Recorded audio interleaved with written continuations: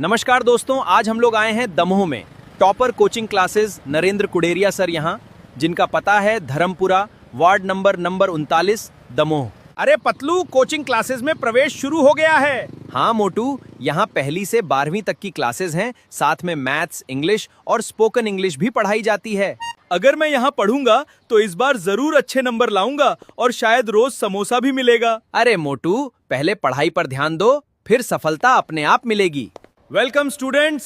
मेहनत, अनुशासन और सही मार्गदर्शन ही सफलता की कुंजी है। मैं आज से मन लगाकर पढ़ाई करूंगा। यही हुई ना बात।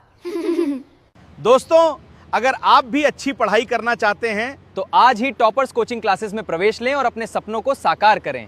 आपकी सफलता हमारी पहचान। अगर आप भी इसी प्रकार की वीडियो बनवाना चाहते हैं, हमारे पेज अपनो दामों को फॉलो करें और कमेंट करें, और जिसके कमेंट में 100 लाइक आते हैं उनका वीडियो फ्री बनाया जाएगा।